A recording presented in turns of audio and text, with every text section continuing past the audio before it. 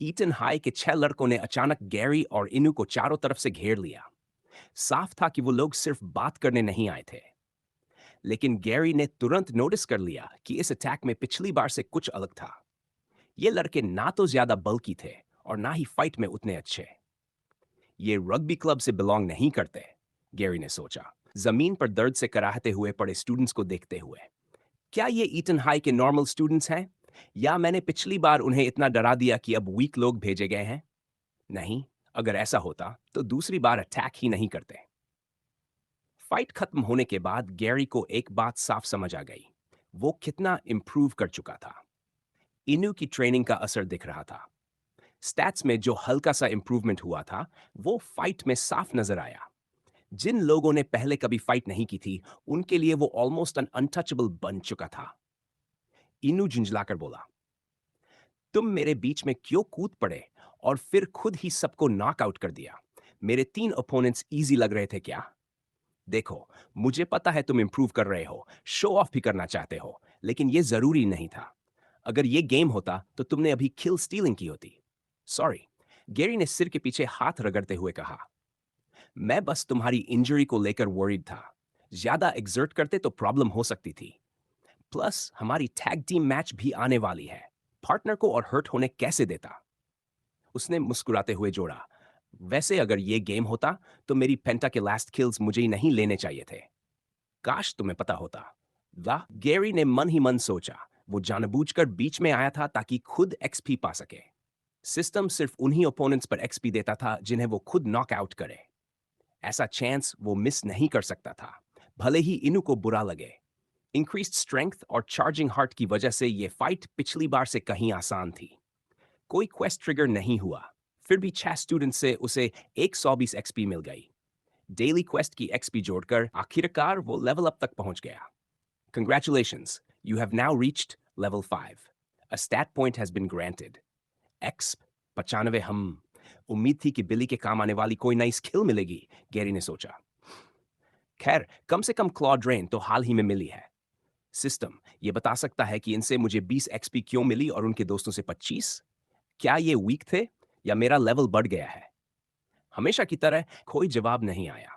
Werewolf system सच में unpredictable था, लेकिन कुछ कदम चलने के बाद एक नया मैसेज जरूर आया। New main quest received. You have grown as a werewolf and you're still not dead yet. That's a surprise. Continue to grow and reach level 10, where a new class awaits. Objective: reach level 10. Reward: select a class. Class? Gary ने सोचा, अब तो सच में game जैसा लगने लगा है। Werewolf class होती भी क्या है? अल्फा वाली बात समझने में ही दिमाग घूम गया था। ये सब बातें वो बाद में सोचेगा, अगर वो फुल मून की रात सर्वाइव कर पाया तो। 5 लेवल्स इतने कम टाइम में पॉसिबल नहीं थे, इसलिए उसने प्रैक्टिकल चीजों पर फोकस करने का फैसला किया। स्टैट पॉइंट कहाँ डालना है, ये डिसाइड करना जरूरी था। बिली कहीं बाहर घात लगाए बैठा हो सकता था, ऐसे में पॉइंट सेव करना बेवकूफी होती। अब उसे पता था कि स्ट्रेंथ, डेक्सटेरिटी और एंड्योरेंस ट्रेनिंग से बढ़ सकते हैं, इसलिए उसने पॉइंट हेल्थ या एनर्जी में डालने का सोचा। स्पिरिचुअल एनर्जी ज्यादा वर्सेटाइल है, उसने डिसाइड किया। 10 एक्स्ट्रा हेल्थ ज्यादा मदद नहीं करेगी। एनर्जी से मैं चार्जिंग हार्ट और क्लॉ ड्रेन दोनों यूज कर सकता हूं। हेल्थ रिप्लेनिश करना बड़े पूल से बेहतर है, और कौन जाने आगे कितनी स्किल्स मिले। बस काश पता होता कि बिली के पास भी मेरी तरह स्किल्स है या नहीं। Your spiritual energy has increased. Spiritual energy, 120 energy चुनने की एक और वजह थी। फुल मून जितना पास आ रहा था, उसके पॉइंट्स उतनी ही तेजी से ड्रेन हो रहे थे। मार्क्स ऑफ रखने पर भी। बताओ, तुम्हें हम पर अटैक करने का ऑर्डर किसने दिया? बोलो। इन्होंने एक स्टूडेंट की कॉलर पकड़कर चिल्लाया। लड़का बेयरली कॉन्शियस था, जवाब देने की हालत में नहीं। छोड़ो इन्हें, गेरी ने कहा। ये कुछ नहीं बोलेंगे। यहां रुके रहे तो अनवांटेड अटेंशन मिल सकती है। तुम नहीं समझते, इनू ने गुस्से में कहा। मैं इन्हें जानता हूं, पहले इनके साथ था। जो लोग फाइट कर सकते थे वो सब मुझे पता है। ये लोग तो स्क्रब्स हैं, बिना रीजन के अटैक नहीं करेंगे। मुझे जानना है कि मेरे ट्रांसफर के बाद ईटन हाई का नया लीडर आया है या नहीं। वो एक के बाद एक स्टूडेंट्स को हिलाता रहा, लेकिन कोई जवाब नहीं मिला। आखिर में उसने गैरी को अनॉयड नजरों से देखा। गैरी ने बस कंधे उचका दिए। उस रात गैरी रोज की तरह सो गया। लेकिन सुबह उठते ही उसे वही मैसेज मिला जिसे वो अवॉइड करता आ रहा था। Your blood lust grows even further, one day until the next full moon. Eton High में भी बाकी स्कूल्स की तरह अलग अलग क्लब्स थे। रग्बी क्लब में कुछ स्टूडेंट्स के आने के बाद स्कूल का पूरा माहौल ही बदल गया था। भले ही आज संडे था, फिर भी वेस्टब्रिज के खिलाफ होने वाले कल के मैच की तैयारी के लिए स्पेशल ट्रेनिंग रखी गई थी। फील्ड पर टीचर की जगह दो लड़के सबके सामने खड़े थे। दोनों लंबे थे, पतले फ्रेम वाले, और दोनों के हाथ पॉकेट्स में थे। एक के लंबे लाल बाल पोनीटेल में बंधे थे और उसके बगल में खड़ा दूसरा टीनेजर लगभग उसी जैसा दिखता था। फर्क बस इतना था कि उसके बाल छोटे थे। लंबे बालों वाला बिल्कुल कोच की तरह टीम को इंस्ट्रक्शंस दे रहा था। तभी कुछ स्टूडेंट्स दौड़ते हुए फील्ड पर आए। साफ था कि वो रग्बी क्लब का हिस्सा नहीं थे। स्रेन, लैंग, जैसा आपने कहा था, हमने उन लोगों को डील कर दिया। बस ग्रुप 4 और 7 को थोड़ी प्रॉब्लम हुई। उनमें से एक ने रिपोर्ट दी। इतना काफी है, छोटे बालों वाला स्रेन जम्हाई लेते हुए बोला। बाकी ग्रुप्स ने टास्क पूरा कर लिया है तो जीत आसान होगी। कल का मैच तो केक वॉक होने वाला है, हमेशा की तरह। अगली सुबह उठते ही गैरी ने वही ड्रेडेड मैसेज पढ़ा जिसे वो सबसे ज्यादा टाल रहा था। The full moon is nearly upon you. Every fibre of your being is waiting in anticipation. Current bonus, all stats plus 3 है. Your bloodlust grows even further. One day until the next full moon. Damn it, Gary ने सोचा। मैं उम्मीद कर रहा था कि मैं स्ट्रांग ना हो। मून से जितनी ज्यादा पावर लेता हूं, उतनी ही तेज मेरी स्पिरिचुअल एनर्जी ड्रेन होती है।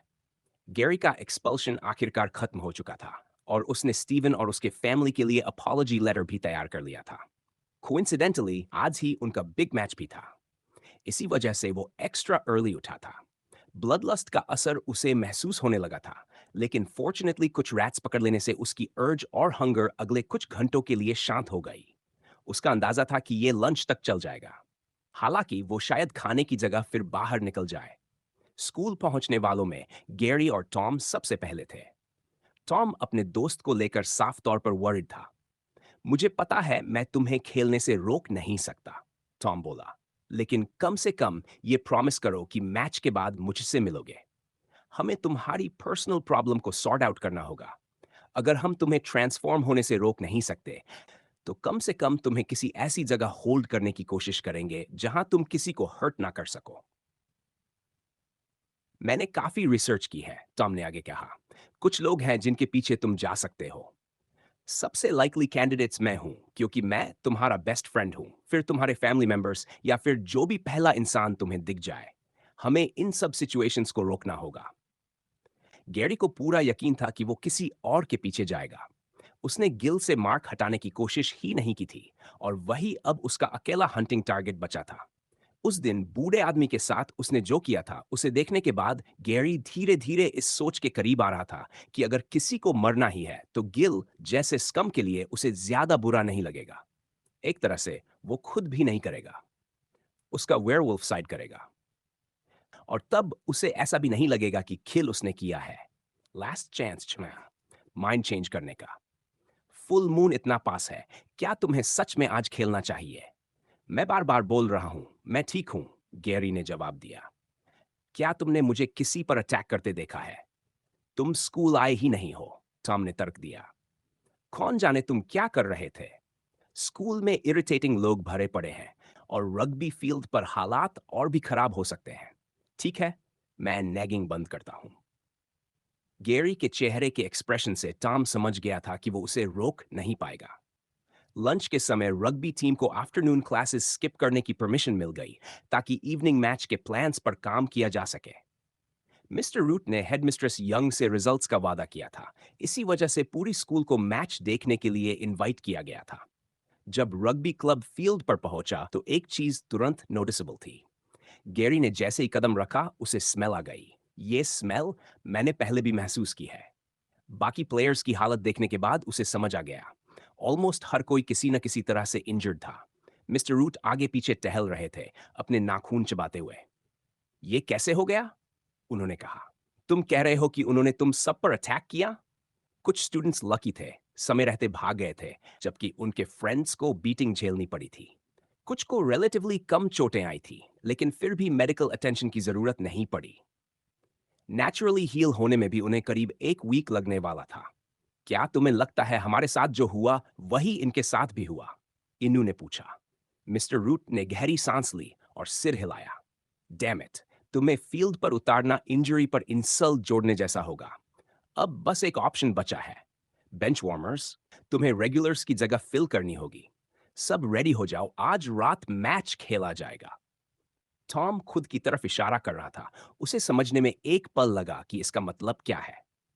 मैं तो मर गया, टॉम ने निगलते हुए कहा। चिंता मत कर, गैरी ने उसके कंधे पर हाथ रखा। मैं तुम्हारी प्रोटेक्शन करूंगा। ये वर्ड्स कंफर्ट देने के लिए थे, लेकिन टॉम और भी ज्यादा वरीड हो गया। इवनिंग तक सब अपने यूनिफॉर्म्स में थे। मैच इंटरेस्टिंग होने वाला था, इसमें कोई शक नहीं। लेकिन एक स्टूडेंट ऐसा था जिसके सिर में माइग्रेन धीरे धीरे बढ़ रहा था। 9 hours left until the next full moon. खाई सीढ़ियां चढ़ रहा था। उसकी नजर अपनी गोल्डन रिम वॉच के काले डायल पर टिकी हुई थी। मैच शुरू होने में अभी कुछ घंटे बाकी थे। वेस्ट ब्रिज के सभी स्टूडेंट्स को इनवाइट किया गया था ताकि वो अपनी स्कूल की रग्बी टीम को ईटन हाई के खिलाफ खेलते हुए एक सकें। कुछ खास रीजंस की वजह से खाई चाहता था कि मैच शुरू होने से पहले वो जरूर वहां पहुंच जाए।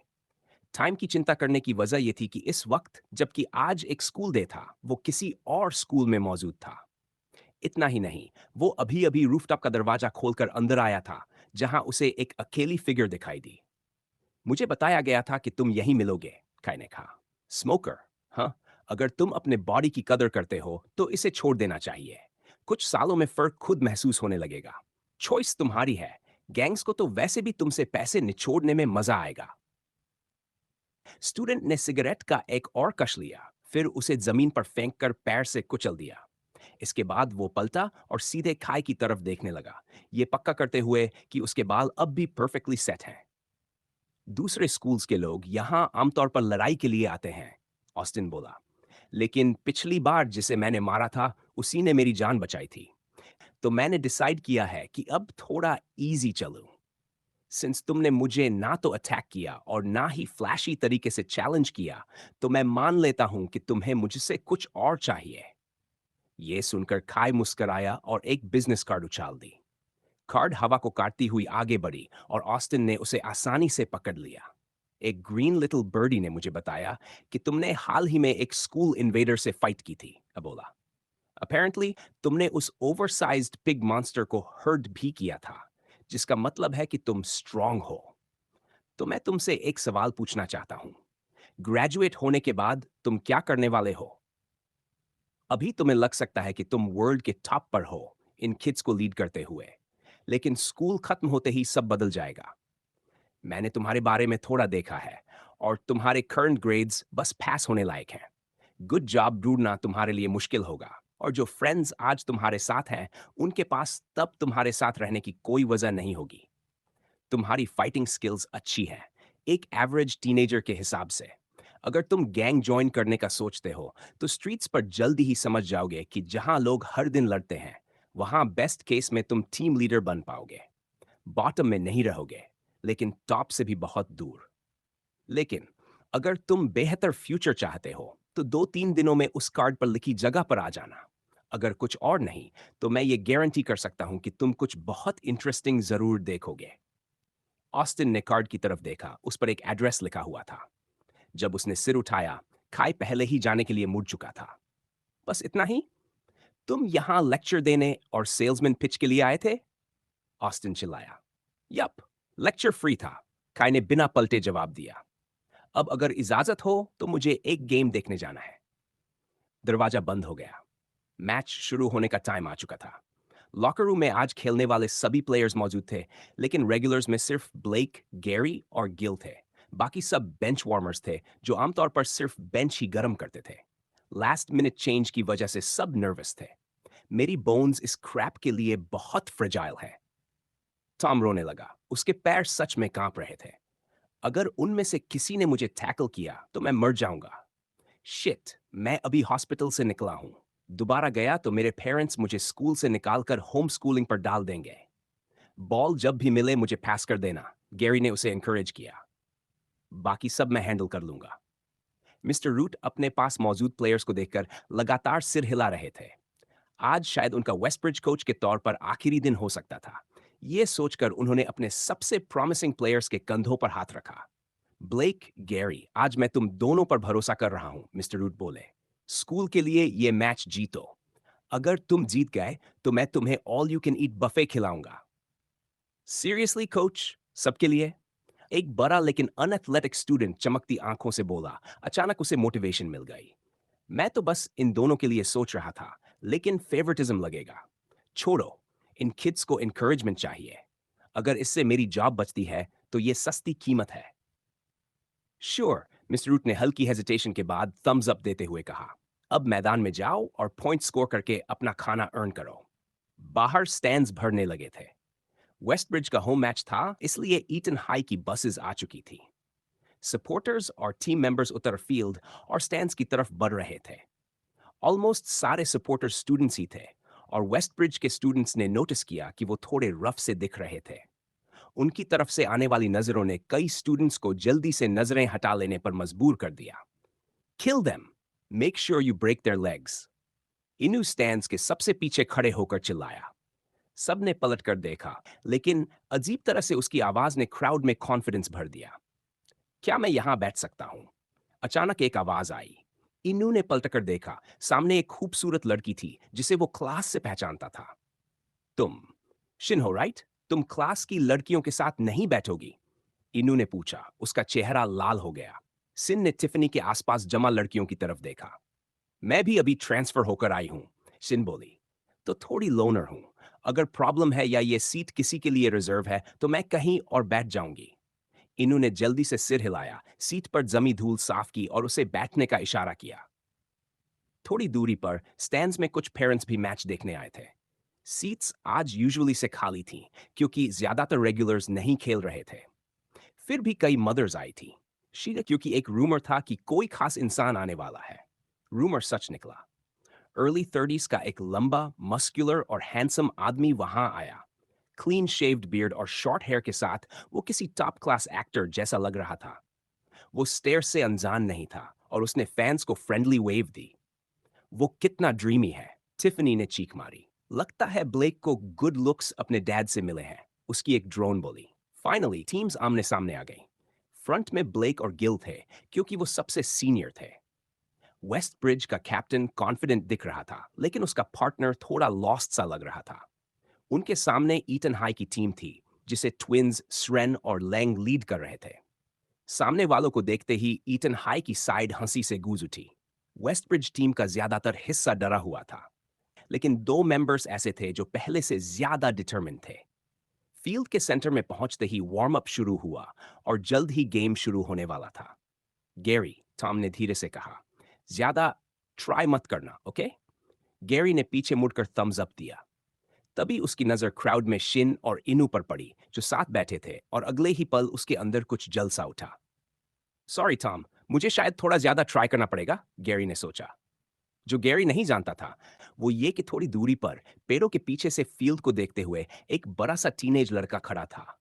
हमारे पास ज्यादा टाइम नहीं है, मैं तुम्हारा इंतजार करूंगा, बिली ने होंठ चाटते हुए सोचा। मैच शुरू होने से ठीक पहले गैरी कुछ चीजें चेक करना चाहता था। सबसे पहले उसका बढ़ता हुआ सिरदर्द, जो किसी भी हालत में कम होने का नाम नहीं ले रहा था। उसने पूरी कोशिश की कि वह इसे छुपा ले, क्योंकि अगर टॉम ने नोटिस कर लिया तो उसका बेस्ट फ्रेंड फिर से शुरू हो जाता, और वो नैगिंग उसका सिरदर्द और भी खराब कर देती। 7 घंटे बचे थे अगले फुल मून में। यही उसके सिरदर्द की असली वजह थी, और ये पहली नोटिफिकेशन भी नहीं थी। करीब 5 घंटे पहले उसे एक मैसेज मिला था कि नेक्स्ट फुल मून में 12 घंटे बचे हैं, और तब से हर घंटे वही रिमाइंडर आ रहा था। पहले की तरह उसने इसे भी मन ही मन बंद कर दिया और अपनी एनर्जी बार चेक की। एनर्जी 100। उसकी एनर्जी अभी भी इतनी ज्यादा इसलिए थी क्योंकि उसने दोपहर में जमकर खाना खाया था। बहुत ज्यादा। यहां तक कि दूसरों की प्लेट से भी खाना उठा लिया था। ऊपर से स्कूल में घूमते वक्त आसपास कोई ना कोई क्रीचर हमेशा मिल ही जाता था। उसे मानना अच्छा नहीं लग रहा था, लेकिन वो धीरे धीरे इस स्कैवेंजर लाइफस्टाइल का आदी होता जा रहा था। फिर भी बिना कुछ खास किए और मार्क्स टॉगल ऑफ रखने के बावजूद 20 एनर्जी पॉइंट्स खर्च हो चुके थे। लगता है इस गेम के बाद मुझे फिर से हंटिंग पर जाना पड़ेगा, इस वेयरवुल्फ बकवास को ठीक करने से पहले। गैरी ने एक लंबी सांस ली और अपनी नई पोजीशन संभाली। आज उसे राइट विंग पर रखा गया था, जबकि ब्लेक लेफ्ट विंग पर था। भले ही वो लेफ्ट हैंडेड नहीं था, लेकिन स्टैट प्लेयर किसी भी पोजीशन पर ठीक खेल सकता था। चार्जिंग हार्ट अभी यूज नहीं करता, पहले सिर्फ बेसिक स्टैट से ट्राई करता हूं। शुरुआत में एक बेंच वार्मर को किक ऑफ के लिए चुना गया, लेकिन उसने गेंद गिरा दी और जब उसने पैर घुमाया तो हवा में ही किक चला गया। और ज्यादा बेइज्जती से बचने के लिए मिस्टर रूट ने ब्लेक से किक करवाया। ये एक स्ट्रांग किक था जो सीधे दूसरी साइड तक गया और गेम शुरू हो गया। रग्बी में दोनों टीम्स एक लाइन में आगे बढ़ती हैं। पॉइंट स्कोर करने के लिए बॉल को लंबी सफेद ट्राई लाइन तक ले जाना होता है। मेन रूल सिंपल थे। बॉल सिर्फ पीछे की तरफ थ्रो कर सकते थे, हाथ और पैर दोनों यूज हो सकते थे, और उसके अलावा टैकल करने की पूरी आजादी थी। गैरी तुरंत उस प्लेयर की तरफ दौड़ा जिसने बॉल कैच की थी। ईटन हाई के प्लेयर्स अपने स्ट्रेंथ को लेकर कॉन्फिडेंट थे, खासकर जब उन्होंने एक दुबले पतले लड़के को अपनी तरफ आते देखा। उनका प्लान साफ था, टैकल होने से पहले बॉल पास कर देंगे। लेकिन गैरी पास पहुंचा और अचानक डाइव करते हुए बॉल कैरियर के पैरों पर जा गिरा। वो स्टूडेंट ऐसे गिरा जैसे बोरी हो, आधा शॉक की वजह से और आधा गैरी की स्ट्रेंथ की वजह से। गिरते ही बॉल छूट गई, लेकिन एक शॉर्ट हेयर्ड रेड हेड ने उसे तुरंत उठा लिया। श्रेन आगे बढ़ा, लेकिन गैरी जल्दी संभला और दूसरा टैकल करने के लिए लपका। जैसे ही वो डाइव करने वाला था, आई बॉल कैरियर ने स्पिन किया और अटैक अवॉइड कर लिया। टू स्लो, श्रेन ने ताना मारा और आगे बढ़ गया। अपनी एजिलिटी और टीममेट्स की मदद से वो वेस्टब्रिज की डिफेंस को चकमा देता चला गया। ब्लेक आखिरी रुकावट था। एक और प्लेयर श्रेन के सामने से दौड़ता हुआ निकला। बस एक पल लगा और रेड हेड आगे बढ़ चुका था। ब्लेक ने उसे सक्सेसफुली टैकल किया, लेकिन तभी उसने देखा बॉल उसके पास था ही नहीं। प्लेयर अच्छे हो, लेकिन दिमाग की थोड़ी कमी लगती है, ने ताना मारा। रेफरी ने विसल बजाई। ईटन हाई ने मैच का पहला पॉइंट स्कोर कर लिया था, और स्कोर करने वाला कोई और नहीं, लेंग था। Damn it! गैरी ने जमीन पर पैर मारते हुए गाली दी। उसे सबसे ज्यादा गुस्सा इस बात का था कि वो उन दोनों को पकड़ नहीं पाया। पिछले 2 हफ्तों में रग्बी गैरी के लिए सिर्फ हॉबी नहीं रह गई थी। सिस्टम की वजह से उसका परफॉर्मेंस काफी इंप्रूव हुआ था, और वो पूरे दिल से खेल पा रहा था। उसे पता था कि ये चीटिंग जैसा था, लेकिन पहली बार रिकग्निशन मिलना अच्छा लग रहा था। और फ्रस्ट्रेशन निकालने का मौका, वो तो बोनस था। गेम फिर से शुरू हुआ। ईटन हाई ने किक ऑफ किया, लेकिन जैसे ही वेस्टब्रिज के पास बॉल आई, हालात और खराब हो गए। पैसेस बुरी तरह गलत थे। साफ दिख रहा था कि मैदान में उतरे प्लेयर्स के पास कोई प्रैक्टिस नहीं थी। गैरी की अपनी प्रॉब्लम थी। अगर उसे गिल ओपन दिखता, जो उनकी टीम का दूसरा डिसेंट प्लेयर था, तब भी वो उसे पास नहीं करता। ऊपर से सबको टैकल लगने का डर था। बॉल इतनी जल्दी पास कर रहे थे कि रग्बी कम और हॉट पोटैटो ज्यादा लग रहा था। टॉम बदकिस्मत था, उसे बॉल मिली, लेकिन गैरी बहुत तो दूर था। एक पल ज्यादा रुकने की वजह से वो पास करने से पहले ही हिट हो गया। ईटन हाई ने 4 बार स्कोर किया, उससे पहले कि ब्लेक किसी तरह एक सिंगल पॉइंट निकाल पाया, जिसमें गैरी और गिल दोनों का योगदान था। प्रोफेशनल रग्बी की तरह मल्टीपल पॉइंट्स नहीं थे। हाई स्कूल लेवल पर सिंप्लिसिटी के लिए हर ट्राई को एक पॉइंट माना जाता था। आह!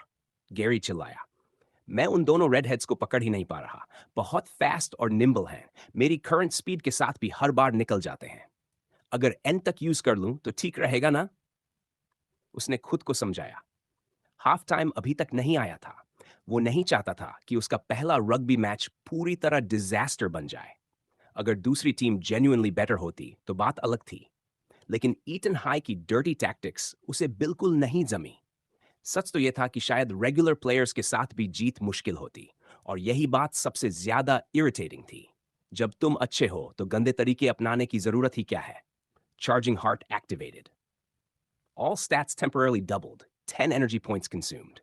Dexterity 10 चार्जिंग हार्ट यूज किए बिना भी गैरी इस गेम में काफी अच्छा कर रहा था।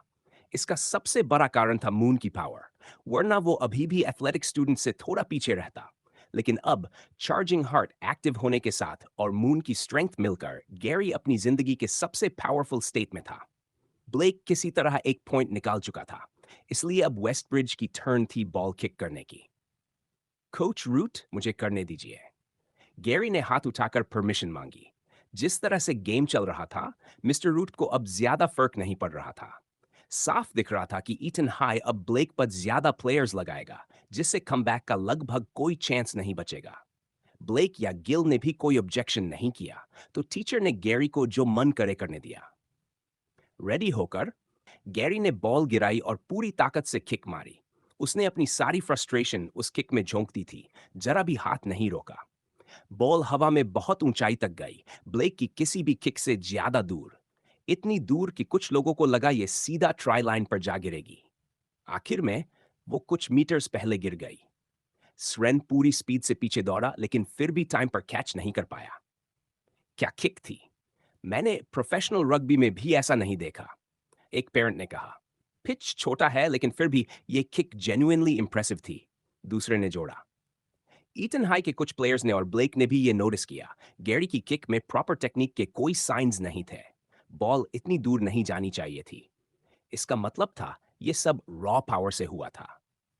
गैरी, मैं शुक्रगुजार हूं कि तुम हमारी टीम में हो, लेकिन इतनी इंप्रूवमेंट तुम्हारे साथ आखिर हुआ क्या? ब्लेक ने सोचा। गेम आगे बढ़ा और ब्लेक ने सरप्राइजिंग तरीके से एक प्लेयर से बॉल छीन ली। लेकिन जैसा मिस्टर रूट को डर था, उसके तुरंत बाद पूरी टीम ने उसे घेर लिया। अब उन्हें दूसरों पर ध्यान देने की जरूरत नहीं थी। गिल की तरफ पास का रास्ता भी ब्लॉक कर दिया गया था। तभी गैरी अचानक कहीं से भी प्रकट हो गया। तू कर सकता है हैन? तो दिखा दे इन्हें। ब्लेक ने गैप के बीच से बॉल गैरी की तरफ फेंकी। बॉल रॉकेट की तरह गैरी के हाथों में आई और वो दौड़ पड़ा। गैरी सीधा भागा।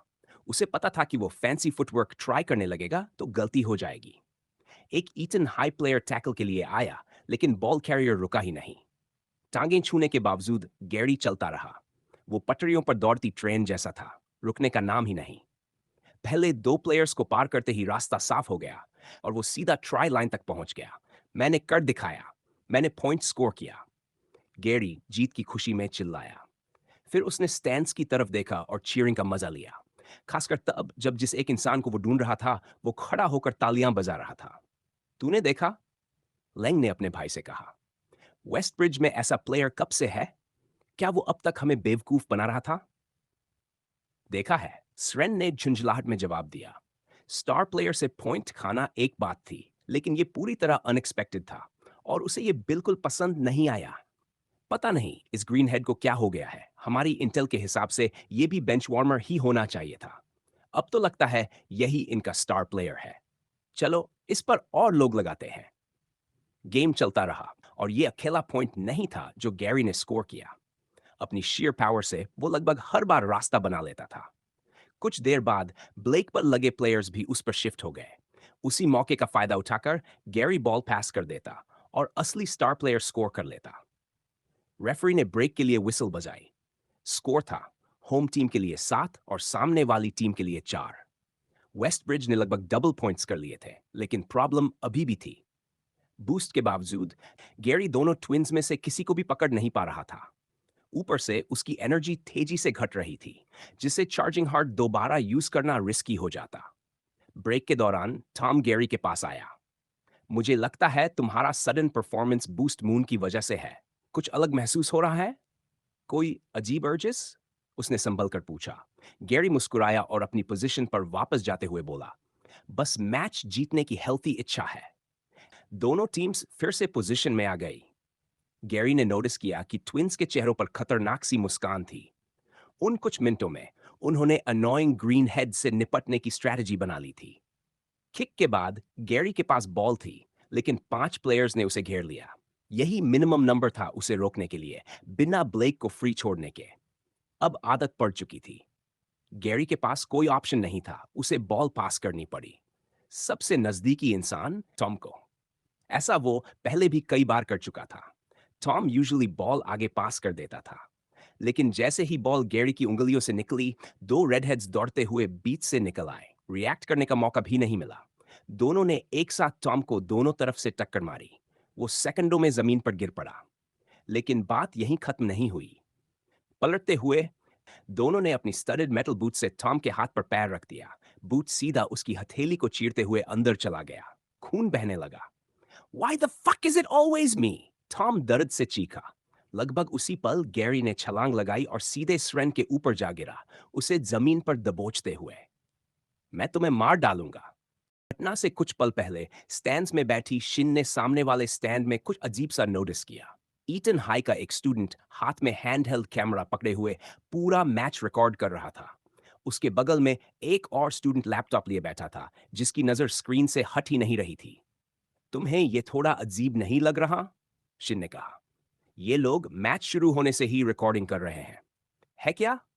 इनू ने कंधे उचकाए। उसका पूरा ध्यान गेम पर था, खासकर तब से जब गैरी मैदान में बुलडोजर की तरह दौड़ने लगा था। हर बार जब बॉल उसके पास आती, क्राउड में एक अलग ही एक्साइटमेंट फैल जाती। काफी स्पोर्ट्स टीम्स अपने मैचेस रिकॉर्ड करती हैं, इनू ने ऊपर देखते हुए कहा। अमेचर मैच कोई और रिकॉर्ड भी नहीं करेगा। इंपॉर्टेंट मोमेंट्स रिप्ले करने और इंप्रूव करने में हेल्प मिलती है। हालांकि अब जब मैं सोच रहा हूं तो ये लोग वैसे डिलिजेंट नहीं लगते।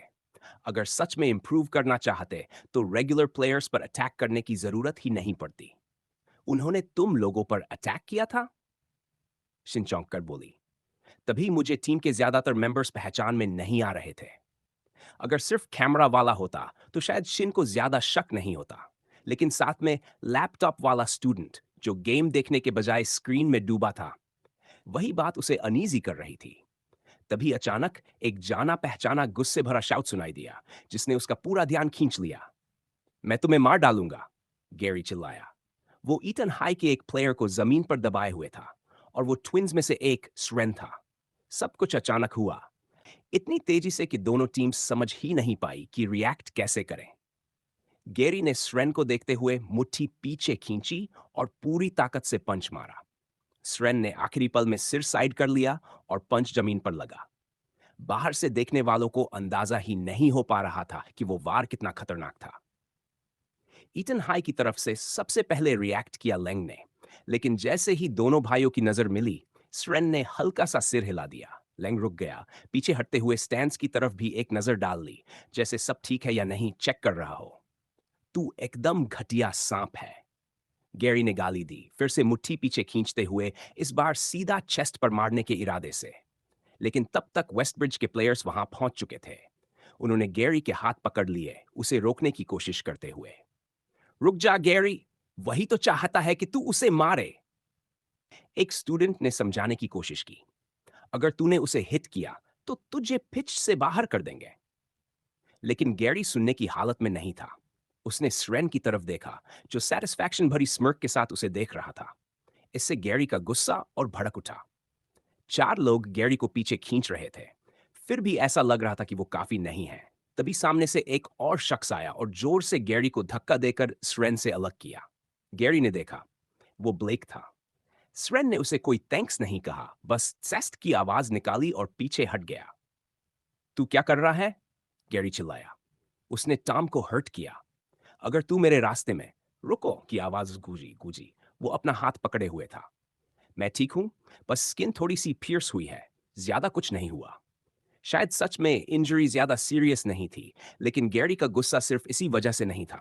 वो साफ समझ गया था, ये सब जानबूझकर किया गया था। उन्होंने उसके दोस्त को फिर से हर्ट किया था, और वो भी तब जब गैरी ने खुद कहा था कि टॉम उसके पास सेफ है। यही सोचते हुए गैरी फिर से आगे बढ़ने लगा। प्लेयर्स उसे रोकने की कोशिश कर रहे थे, लेकिन उसकी ताकत इतनी ज्यादा थी कि वो सबको को घास पर घसीटता चला जा रहा था। फिर भी ब्लेक उसके सामने दीवार बनकर खड़ा रहा। स्टैंड्स में बैठे ब्लेक के पिता खड़े हो गए। वो अपने बेटे के लिए वर्ried होगा। एक माँ ने कहा, यह लड़का कितना विशियस है, इसकी माँ कहाँ है? दूसरी ने पूछा। थोड़ी दूरी पर खाई भी मरी के साथ मैच देख रहा था। क्या यही उम्मीद थी? मैरी ने पूछा। खाई ने मैदान की तरफ देखते हुए मुस्कान दी। नहीं, ये उससे भी बेहतर है। यही तो हमें चाहिए था। मैंने कभी अपने दोस्त के हर्ट होने पर इतना गुस्सा होते नहीं देखा। ये परफेक्ट है। गैरी, टॉम चिल्लाया। ब्लेक और गैरी के बीच आकर खड़ा हो गया। मैं ठीक हूं।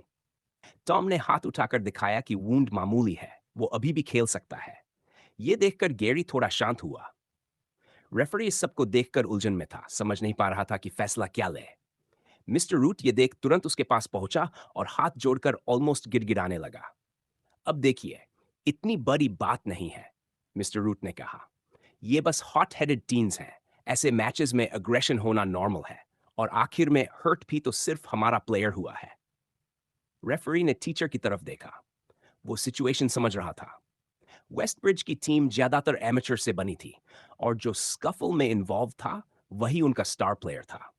अगर उसे बाहर कर दिया गया तो वेस्टब्रिज की जीत की कोई उम्मीद नहीं बचेगी। ऊपर से ईटन हाई की रेपुटेशन भी उसे पता थी। वो जानता था कि ये अटैक कोइंसिडेंस नहीं था। इन्हीं सब बातों को देखते हुए रेफरी ने आखिरकार फैसला किया। गेम बिना किसी पनिशमेंट के कंटिन्यू होगी। मैच दोबारा शुरू होने से पहले गैरी टॉम का हाथ देखने गया। आजकल तुझे काफी चोट लग रही है। पक्का ठीक है? कहीं सिर्फ एड्रेनलिन की वजह से तो नहीं लग रहा? टॉम ने फिर से हाथ उठाया। देख, बस फ्लैश वूंड है। स्किन थोड़ी सी फटी है, ठीक हो जाएगी। अचानक गैरी ने टॉम का हाथ पकड़ लिया और ध्यान से देखने लगा। पहले टॉम को लगा कि वो कंसर्न की वजह से ऐसा कर रहा है, लेकिन फिर उसने नोटिस किया गैरी की आंखों में कुछ अजीब था। Almost obsessed। ओए गैरी! टॉम चिल्लाया, लेकिन गैरी अब भी उसका हाथ पकड़े हुए था। उसी पल गैरी को विजन्स आने लगी, टॉम के हाथ को काटने की विजन्स। अचानक उसने हाथ छोड़ दिया और लड़खड़ाते हुए पीछे हट गया। मुझे मुझे इस गेम से बाहर जाना होगा टॉम। मुझे अभी जाना होगा। तभी टॉम ने नोटिस किया गैरी में कुछ बदल चुका था। उसकी आंखें अब इंसानी नहीं लग रही थीं। उनमें हल्का सा पीला रंग आ गया था और शेप भी बदलने लगी थी। क्या तुम चेंज हो रहे हो? टॉम ने बेबस होकर चारों तरफ देखा। यहीं? अभी? टॉम की आंखों में जो डर था वो सब कुछ कह रहा था। गैरी साफ देख पा रहा था कि वो उसे किस तरह घूर रहा है। अब तक जो भी हुआ था उसके बावजूद उसके बेस्ट फ्रेंड ने कभी उसे इस तरह नहीं देखा था। बस करो, रुक जाओ, मुझे ऐसे क्यों देख रहे हो? गैरी मन ही मन चिल्लाया। उस पल टॉम का मन कर रहा था कि वो गैरी के पास जाए, उसका हाथ पकड़े, लेकिन उसका शरीर जैसे जम गया था। वो समझ नहीं पा रहा था कि क्या करे। ये पहली बार था जब उसने अपने बेस्ट फ्रेंड को सच में बदलते हुए देखा था। हाँ, गैरी ने पहले बताया था कि वो क्या है, लेकिन अपनी आंखों से देखना कुछ और ही था। जैसे उसके अंदर कोई प्राइमल इंस्टिंक्ट जाग गया हो, जो उसे भागने के लिए कह रहा हो। टॉम ने कई ऑल्टर्ड को उनके बीस्ट फॉर्म में बदलते देखा था, लेकिन गैरी का केस अलग था।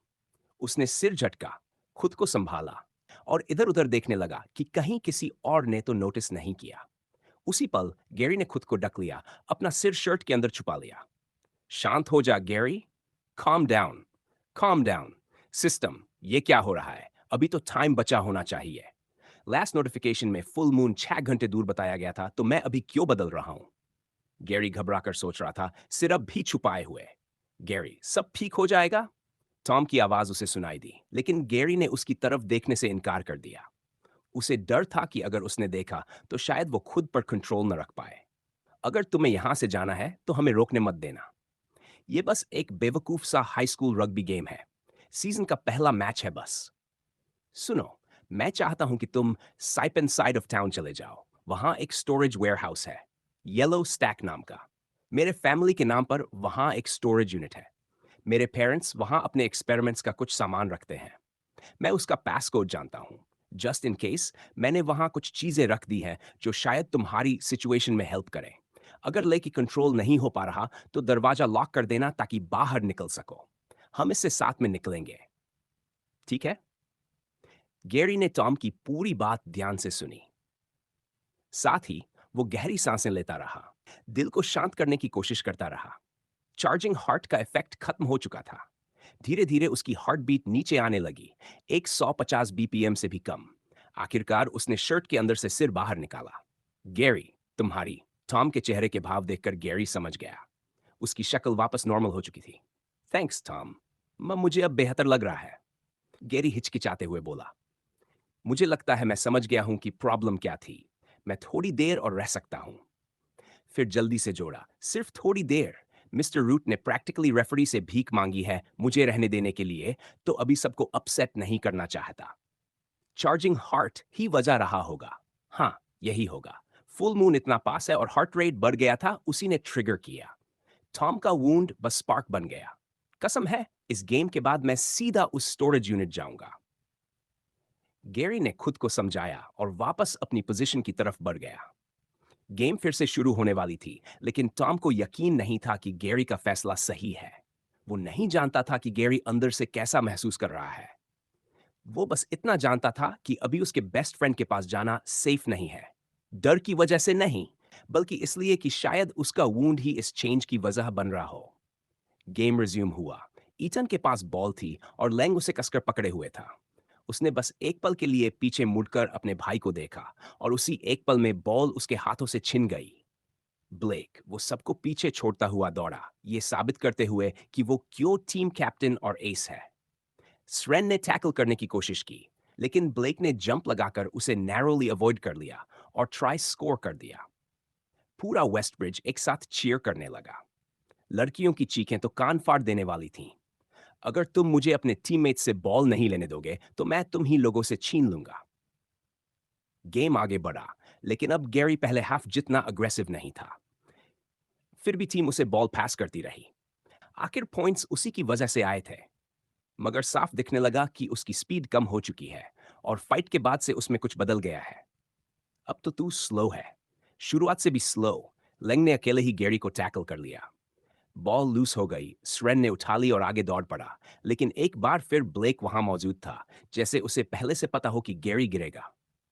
उसने एडवांस रोक दी और फिर से टर्नओवर हुआ, मगर अकेले वो कितना ही कर पाता। अच्छी बात यह थी कि फर्स्ट हाफ में उन्होंने बढ़त बना ली थी। मैच खत्म हुआ स्कोर के साथ 9 ड्रॉ। हम ड्रॉ कर गए, सच में कर दिखाया। मिस्टर रूट खुशी से चिल्लाया। मेरी जाब बच गई और मुझे किसी को डिनर भी नहीं कराना पड़ेगा।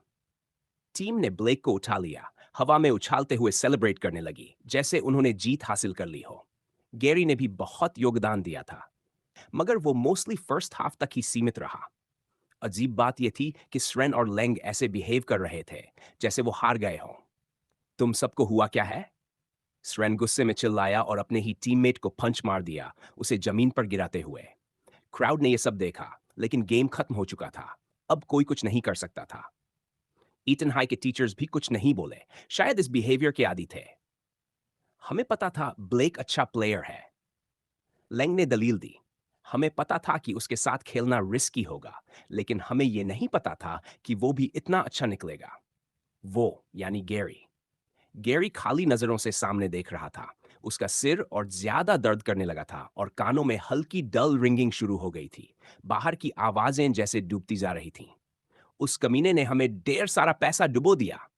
सिरेन गालियां बकता हुआ बोला। उसने पास पड़ी रग्बी बॉल उठाई और पूरी ताकत से गैरी की तरफ फेंक दी। क्राउड हाफ उठा, लेकिन कुछ कर नहीं पाया।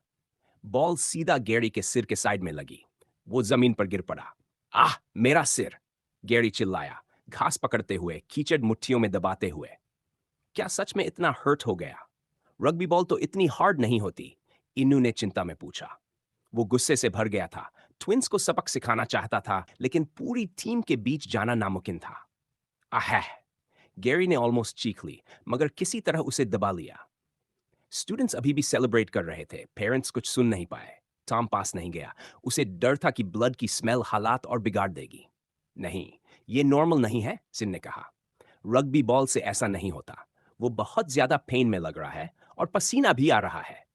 सिर्फ वो दोनों ही नहीं थे जिन्होंने नोटिस किया। खाई और मरी भी गैरी पर नजर रखे हुए थे। लूजर की हरकत गलत थी, लेकिन गैरी की रिएक्शन भी अननेचुरल थी। गैरी, यहां से निकल जाओ, टॉम ने सेफ डिस्टेंस से चिल्लाया। तुम्हें जल्दी घर जाना है, याद है ना? तुम्हारी मम और सिस्टर वेट कर रही होंगी। फैमिली को तो यही पता था कि वो आज रात टॉम के यहां रुकेगा। टॉम बस उम्मीद कर रहा था कि उसकी बात गैरी तक पहुंच जाए। वो क्या ये वुल्फ की हाउल थी? क्राउड में फुसफुसाहट फैल गई।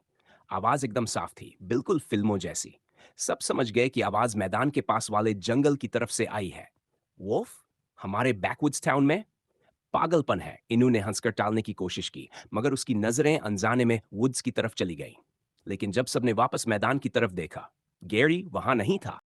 बस एक पल के लिए टॉम ने गैरी से अपनी नजरें हटाई और उस अजीब सी हाउल की दिशा में देखा। जैसे ही उसने दोबारा मैदान पर नजर डाली, उसका दिल बैठ गया। गैरी कहीं दिखाई नहीं दे रहा था।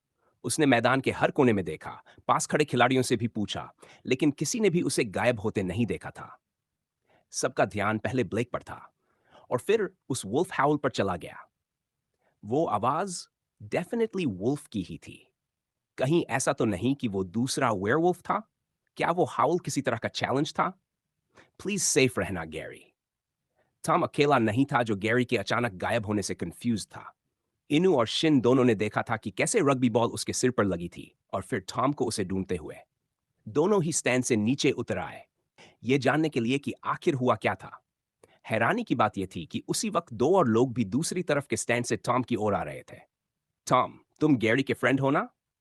हमने देखा कि उस स्कमबैग ने उसे मारा, लेकिन अब वो गायब है। Is he okay? सिन ने सबसे पहले पूछा। उसका सवाल वही था जो खाई भी पूछना चाहता था, इसलिए वो चुप रहा। इनू ने जैसे ही खाई को नीचे आते देखा, उसे थोड़ा ऑकवर्ड लगा। उसे समझ नहीं आ रहा था कि उसके सामने कैसे बिहेव करे। तुम लोग भी गैरी को ढूंढ रहे हो? टॉम अचानक भड़क उठा। एक सेकंड रुको, तुम्हें क्या फर्क पड़ता है? एक्सपल्शन के वक्त तुम में से किसी ने भी उसके बारे में एक बार नहीं पूछा और अब सडनली कंसर्न? तुम उसे ठीक से जानते भी नहीं हो। और तुम तो न्यू गाय हो और तुम दोनों। होली श, तुम काई हेम्पर हो ना? ऊपर वाले ईयर का वो rich kid? The one and only काई हंसा टॉम का रिएक्शन देखकर। क्या तुम बता सकते हो कि ग्रीन हेड कहाँ गया? हम अक्वेंटेंसेस बन चुके हैं और मेरे पास उसके लिए कुछ है। टॉम को यह बिल्कुल अच्छा नहीं लगा। उसे समझ नहीं आ रहा था कि गैरी इन सब लोगों से कब और कैसे जुड़ गया और अब सब अचानक उसकी फिक्र क्यों करने लगे थे। जब से उसे याद था, वो और गैरी हमेशा साथ में थे। दुनिया के खिलाफ बस दोनों। मैं इन्हें गैरी के बारे में नहीं बता सकता, कम से कम आज तो नहीं। कोई भी नहीं जान सकता कि वो किस दौर से गुजर रहा है, वरना लोग सोचेंगे कि वही उन सब किलिंग्स के पीछे है। मुझे नहीं पता गैरी कहाँ है, टॉम चिल्लाया और भागने लगा। फिर एक पल के लिए पलटकर बोला, आज मिडनाइट के बाद बाहर मत निकलना, स्पेशली तुम। सिन, घर पर ही रहना। चारों ने एक दूसरे की तरफ देखा। सबके चेहरे पर एक ही एक्सप्रेशन था। साफ था कि टॉम कुछ जानता है और छुपा रहा है, बस वजह किसी को नहीं पता थी। Well, should we follow him? Mari ने ऑब्वियस सवाल पूछा। अगर ग्रीनी को ढूंढने का इससे बेटर प्लान है तो बताओ, काय ने कहा। कोई नहीं बोला। इनु तुरंत काय और मारी के साथ हो गया, लेकिन उसने नोटिस किया कि सिन भी उनके पीछे आ रही थी। हे, काफी देर हो चुकी है, इनु ने धीरे से कहा। तुम जानती हो ये टाउन कैसा है। मतलब, मैं प्रोटेक्ट कर लूंगा, पर आई एम श्योर तुम्हारे पेरेंट्स वरीड होंगे। Don't worry, I can handle my self, Shin ने जवाब दिया। उसने भीड़ में देखा। एक आदमी सूट में खड़ा था। जब तक वो उसके साथ रहेगा सब ठीक था। काय ने कुछ नहीं कहा, बस शोल्डर श्रग किए।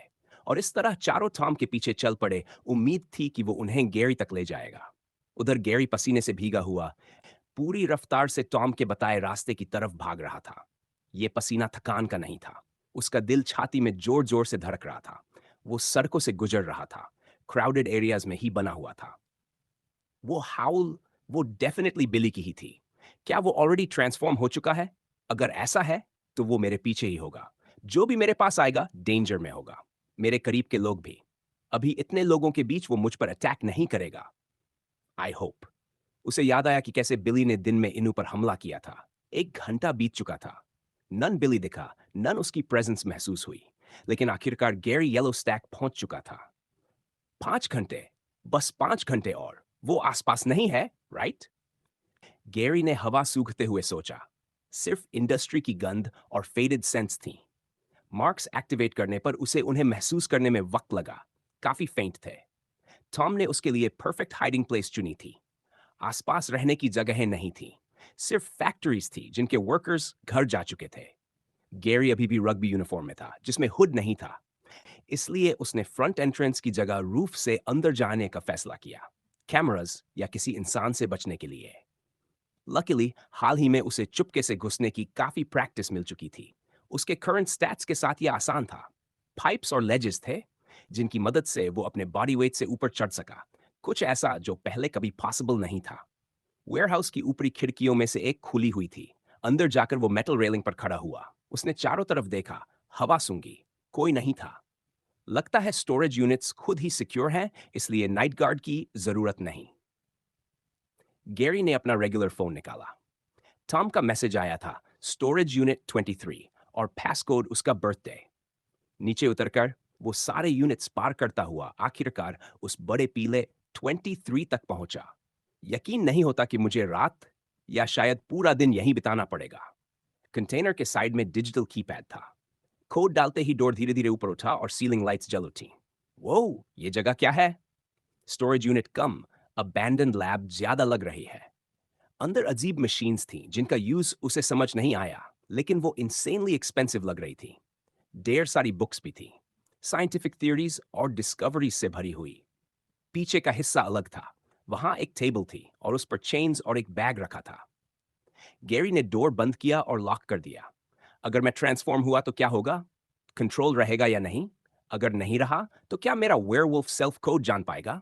या शायद मैं एक प्राइमल बीस्ट बन जाऊंगा जो ठीक से सोच ही न पाए। सिस्टम कुछ हिंट तो दे सकता है ना? उसने प्लास्टिक बैग खोली और हंस पड़ा। एक वक्त था जब वो चीज उसे बहुत पसंद आती, खासकर फरवरी में। लेकिन अभी वो उसे पॉइजन जैसी लग रही थी।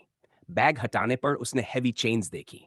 टेबल एडजस्टेबल थी, उसमें होल्स थे और कफ्स ऐसे थे जिन्हें बंद करने के बाद सिर्फ की से ही खोला जा सकता था। तो मतलब मुझे खुद को इसमें चेन करना है, राइट? अभी कर लूं? पर अभी कुछ घंटे बचे हैं। गेरी ने खुद को चेन करने की प्रोसेस समझनी शुरू कर दी। टॉम ने यह सब कहां से लिया होगा? Online, probably. गॉड, इसकी कॉस्ट सोचकर ही डर लग रहा है। Thank you Tom, I promise future में रिपे करूंगा। बस पहले लिटरली सर्वाइव करना है।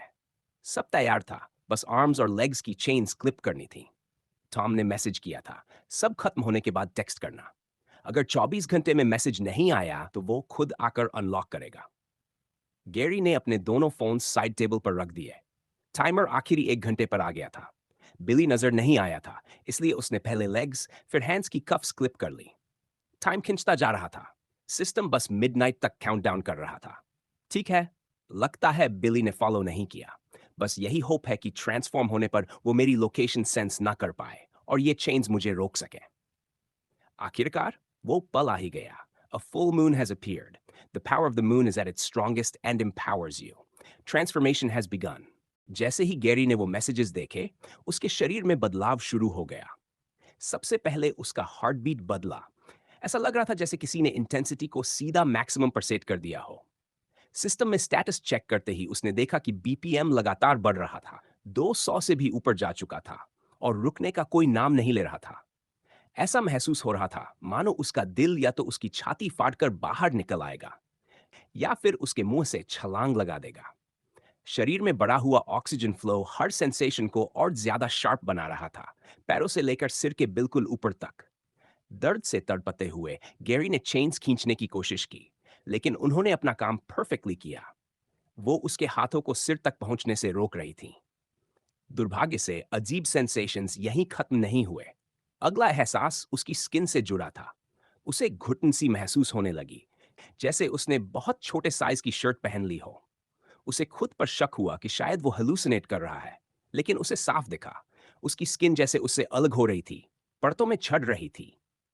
गैरी दर्द से चिल्ला उठा। उसकी आवाज जैसे फटने ही वाली थी, लेकिन अंदर जमा हो रहा प्रेशर निकालना जरूरी था। उसकी बाहों और गर्दन की वेन्स उभर आई, पतली पाइप्स की तरह जो किसी भी पल प्रेशर से फट सकती थी। उसकी मसल्स फूलने लगीं और भी स्किन झड़ती चली गई, जिसकी जगह गहरे काले रंग का फर उगने लगा। कोई तो इसे रोक दो। ये दर्द मैं अब और नहीं सह सकता। गैरी अंदर ही अंदर गिड़गिड़ाया, अपनी सारी फ्रस्ट्रेशन चीखों में निकालता हुआ।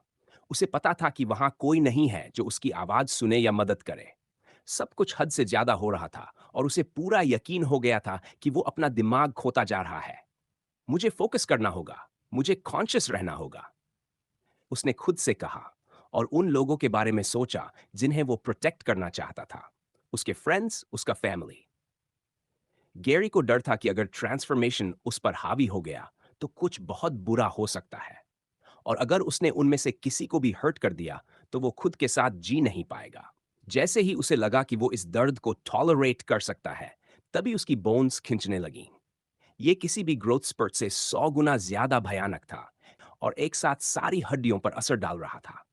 एक पल ऐसा आया जब सबने मिलकर क्रैक की आवाज निकाली और फिर वहीं पर रिजेनरेट होने लगी, और भी लंबी और भी मजबूत बनती हुई। आखिर में उसका चेहरा बुरी तरह इच करने लगा, जैसे लाखों इनविजिबल कीड़े उस पर रेंग रहे हों। उसका मुंह जबड़ा और नाक अपनी जगह बदलने लगे। उसकी आईसाइट और विजन भी बदल रही थी। उसे यह भी महसूस नहीं हुआ कि उसके कान लंबे हो चुके हैं। उसकी कॉन्शियसनेस धीरे धीरे फेड हो रही थी। मुझे माफ करना, यही आखिरी बात थी जो गैरी के दिमाग में गूंज रही थी। चारों टीनेजर्स काफी देर से टॉम का पीछा कर रहे थे, तब से जब वो लॉकर रूम से निकला था। वो उन्हें स्लो के सिप इनसाइड ले आया था। टाउन का कंपैरेटिवली अपमार्केट इलाका, टियर 3 जगह होने के बावजूद जितना अच्छा हो सकता था उतना। साफ दिख रहा था कि यहाँ काफी पैसा लगाया गया था। इतनी देर रात होने के बावजूद नाइट लाइफ जिंदा थी। रेस्टोरेंट्स, बार्स, यहाँ तक कि क्लब्स भी। स्लो में ऐसा नज़ारा अनकॉमन था, इसलिए यहाँ टॉम की मौजूदगी और भी अजीब लग रही थी। अभी तक तो ऐसा लग रहा था जैसे वो बिना किसी डायरेक्शन के घूम रहा हो। काई ने खास ध्यान रखा कि वो डिस्टेंस बनाए रखें ताकि टॉम उन्हें नोटिस न कर ले। लेकिन जैसे जैसे टाइम बीता गया, उन्हें एहसास हुआ कि आगे चल रहा लड़का अपनी ही हालत से बेखबर था। उसका पूरा ध्यान उसके फोन पर था।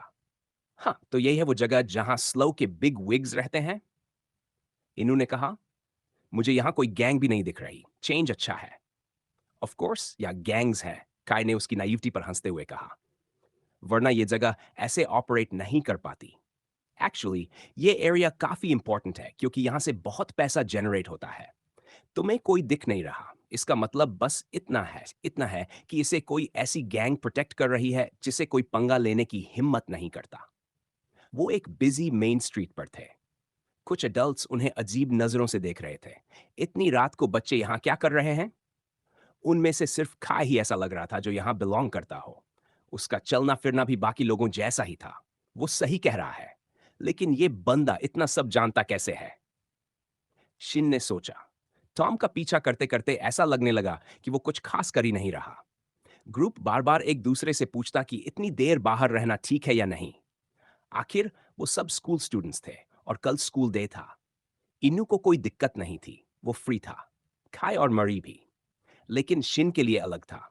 उसे बार बार चेक करना पड़ता था कि एक खास इंसान अभी भी उनके पीछे है या नहीं।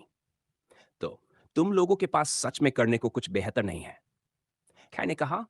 ऑलमोस्ट मिडनाइट हो चुकी है और तुम यही कर रहे हो? Well, guess everyone has their own circumstances. किसी ने जवाब नहीं दिया। वो अपनी वाइल्ड रैबिट चेस जारी रखते रहे जब तक कि आखिरकार उनका टारगेट पार्क की तरफ मुड़ नहीं गया। ये एक शॉर्टकट था जो येलो स्टैक और साइपन के वेयरहाउस साइड तक जाता था।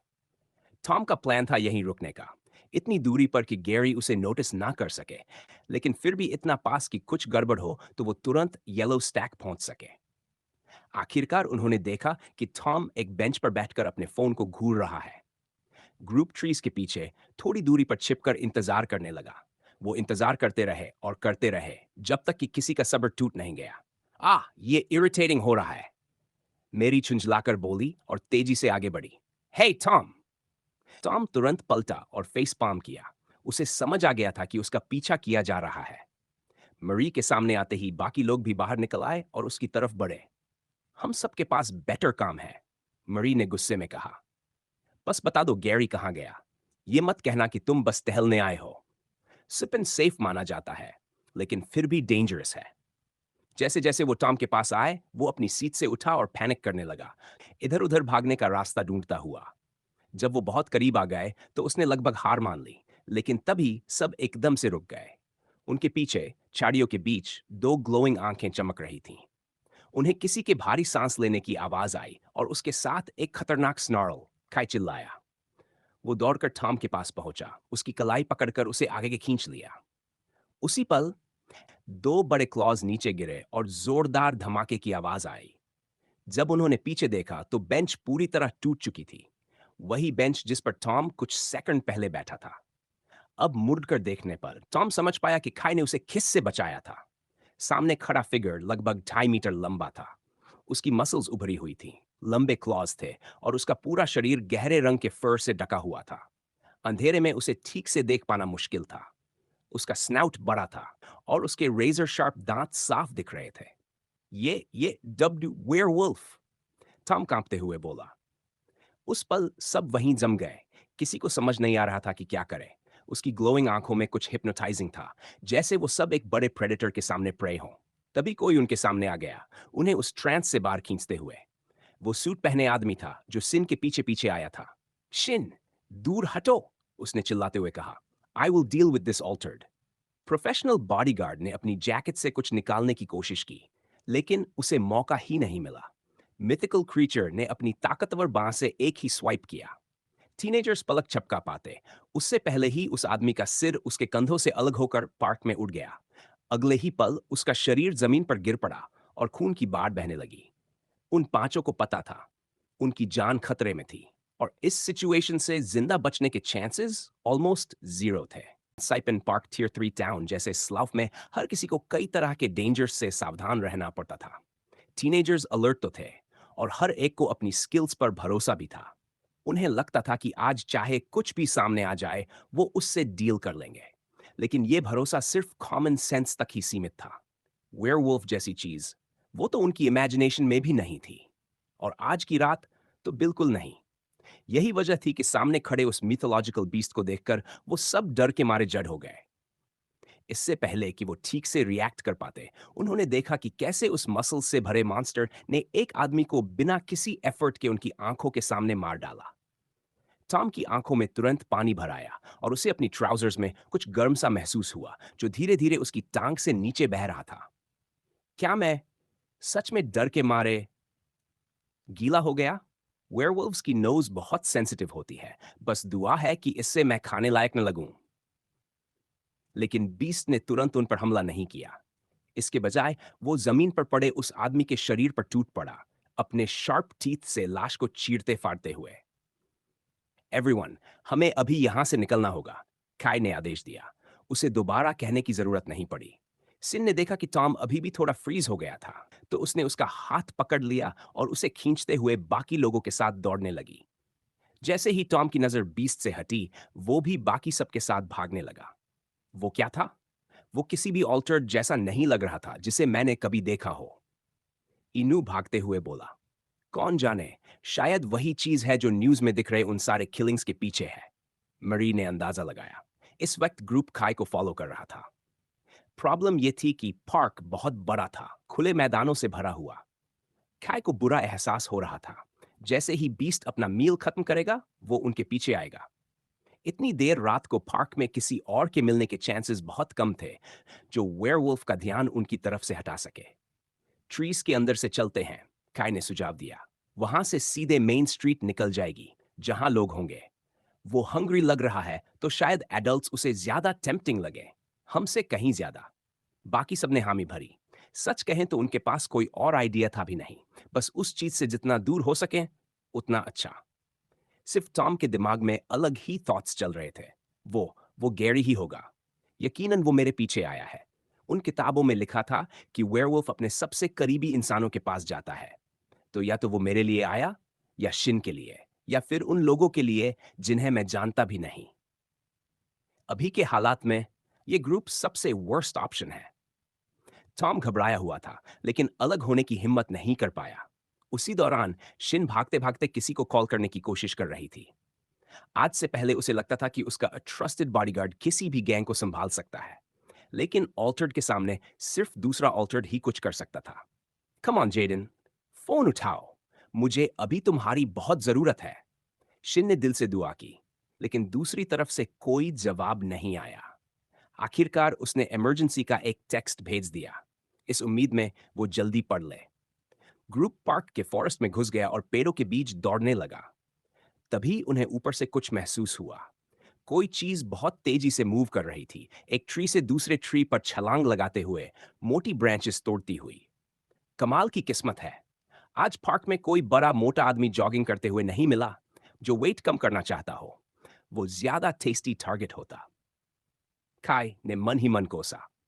प्लान ठीक था, लेकिन उसे पता नहीं था कि वेयरवुल्फ किसी एक को खास तौर पर टारगेट कर रहा है। फॉरेस्ट से निकलने से पहले ही बीस्ट ऊपर से कूद पड़ा और पूरे ग्रुप का रास्ता ब्लॉक कर दिया। अब वो लगभग नोवेयर के बीच थे। आसपास कोई नहीं था जो उनकी मदद कर सके।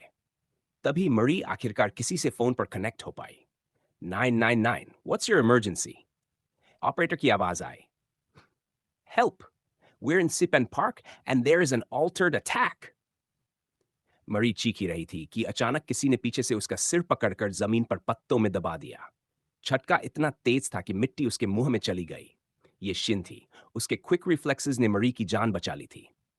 वेयरवुल्फ ने मरी पर छलांग लगाई थी। शायद समझ गया था कि उसे कॉल पूरी नहीं करने देनी चाहिए। लकीली उसकी जल्दबाजी न सिर्फ उसे मिस कर गई, बल्कि वो पीछे के एक ट्री से जा टकराया। लेकिन किसी को ये उम्मीद नहीं थी कि इससे वो क्रीचर रुक जाएगा। वेयरवुल्फ खड़ा हुआ और सबको देखने लगा। हवा को सूखते हुए उसका स्नाउट अब भी खून से सना हुआ था। गैरी, टॉम रोते हुए चिल्लाया, प्लीज हम पर हमला मत करो। हमें देखो, हम तुम्हारे फ्रेंड्स हैं। तुम्हारा कोई हिस्सा ये जानता है ना? प्लीज मेरी आवाज पहचानो। बाकी सबको लगा कि टॉम सदमे में पागल हो गया है। ये मॉन्स्टर गैरी कैसे हो सकता है? क्या वो मरने से पहले हेलुसिनेट कर रहा है? लेकिन उस नाम पर वेयरवुल्फ सच में रुक गया। क्या तुम पागल हो? इसमें क्या गैरी जैसा दिख रहा है? ये एक मॉन्स्टर है, इनू चिल्लाया। इनू की आवाज सुनते ही बीस्ट उसकी तरफ मुड़ा। टीनेजर्स को यकीन नहीं हो रहा था, लेकिन ऐसा लगा जैसे वो मुस्कुरा रहा हो, अपने शार्प टीथ दिखाते हुए, जिनके बीच अब भी मांस के टुकड़े फूसे थे। ये इनू के पीछे जा रहा है? काय ने सोचा। बीस्ट चारों हाथ पैरों पर झुका और इनू की तरफ चार्ज किया। इनू पीछे हटा, लेकिन उसकी पीठ एक ट्री से टकरा गई। Oh shit! इनू को पूरा यकीन हो गया कि अब उसका एंड आ गया है। अभी मुंह खोलने का पछतावा उसे खा रहा था, लेकिन जैसे ही बीस्ट आगे बढ़ा, दो पत्थर हवा में उड़ते हुए आए और सीधे उसके चेहरे पर लगे। उनमें से एक उसकी आंख के बहुत करीब से गुजरा, जिससे उसे आंख बंद करनी पड़ी। इनू ने मौका देखा और जमीन पर कूदकर बीस्ट के साइड से रोल करते हुए निकल गया। वेयरवुल्फ आगे जाकर दूसरे ट्री से टकराया। उसका निचला हिस्सा टूट गया और कुछ ही सेकंड बाद वो पेड़ भी गिर पड़ा। तुम लोग रुके क्यों? भाग जाना चाहिए था, इनू चिल्लाया। वो कंफ्यूज्ड भी था और थैंकफुल भी, जब उसने देखा कि पत्थर शिन और खाई ने फेंके थे। उनके हाथों में और पत्थर थे, दोबारा फेंकने को तैयार। देखो तुम्हें, वो चीज तुम्हें एक बाइट में निगल जाती। कुछ सेकंड हमें नहीं बचा सकते। अगर मरना ही है तो लड़ते हुए मरेंगे। शिन ने भी सिर हिलाकर हामी भरी। फाइट? खाई, क्या तुम सच में पागल हो गए हो? ये कोई नॉर्मल गैंग मेंबर नहीं है। इसने एक बॉडीगार्ड को एक हिट में मार दिया। इसके क्लॉज ने हमें छू भी लिया तो हम गए। गैरी! वेयरवुल्फ ने संभलते हुए फिर से इनू पर ध्यान लगाया। मैंने तुम्हारा क्या बिगाड़ा है? कोई फेटिश है क्या? इनू लगभग रो ही पड़ा। वो कभी डॉग पर्सन नहीं रहा, लेकिन क्या ये वजह थी उसे मारने की? तो ये कोइंसिडेंस नहीं है, काय ने सोचा। इस क्रीचर को सच में इनू से कुछ पर्सनल इश्यू है। इवन अब भी काय का दिमाग कनेक्शंस जोड़ रहा था। इनू से दुश्मनी, न्यूज रिपोर्ट्स, सडन स्ट्रेंथ, क्या ये सच में? वेयरवुल्फ फिर से आगे बढ़ा और ग्रुप ने वर्स्ट के लिए खुद को तैयार कर लिया। गैरी! टॉम पूरी ताकत से चीखा। वो एक और हाउल गूंजी। टॉम को अपने पास से हवा का झोंका महसूस हुआ और काले फर का एक ब्लर उसकी बगल से निकल गया। वो ब्लर कूदकर दूसरे वेयरवुल्फ से टकराया और दोनों फिगर्स जंगल में लुढ़कते चले गए। कुछ ही पलों में दोनों खड़े हो गए। ग्रुप अपनी आंखों पर यकीन नहीं कर पा रहा था। दो, शिन बेबस होकर बोली,